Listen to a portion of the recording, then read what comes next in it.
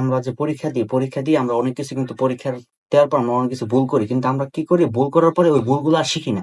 যার কারণে দেখা গেছে আমরা বিভিন্ন এক্সামে বারবার পরীক্ষা দিই কিন্তু আমাদের ওই যে মার্কস বাড়ে না বা আমাদের মানে যে র্যাঙ্ক ইমপ্রুভ হয় না। তো আমি এই বিষয়টা আমি কি করছিলাম, আমার এই যে এরকম একটা ছোট খাতা ছিল, এই ছোট খাতার মধ্যে আমি যে জিনিসগুলো ভুল করতাম বা যে জিনিসগুলো আমার মনে হইতো যেগুলো আমার লাগবে, বেশিরভাগ ছিল এই খাতাটার মূল পারপাস ছিল যে আমি যে জিনিসগুলো ভুল করছি ওই জিনিসগুলো এটার মধ্যে আমি লিখে ফেলতাম। লিখে ফেলার কারণে কি হইতো, ভুল জিনিসটা যে আমি বারবার রিভিশন দিতাম বা এই চ্যাপ্টারটা পড়ার সময় এটা রিভিশন দিতাম বা যে কোনো পরীক্ষা যাওয়ার আগে, যে আমি জানতাম আমি এই জিনিসটা ভুল করছি, এটা আমি বারে বারে পড়ে যেতাম। পড়ে যাওয়ার কারণে যাতে এই ভুল যেটা হয়েছে ওইটা যাতে পরবর্তীতে আর না ভুল হয়, সেটাই আমার মেইন লক্ষ্য থাকতো। তা তোমরা যারা পরীক্ষা দাও বিভিন্ন জায়গায়, চর্চা অ্যাপে বা এসিএসএ বা উদ্ভাসে, যে কোনো জায়গায় পরীক্ষা দিলে কি করতে পারো, ওই যে পরীক্ষার পরে তোমাদের যে ভুলটা আছে ওই ভুলটা একটা খাতায় লিখে ফেলবা।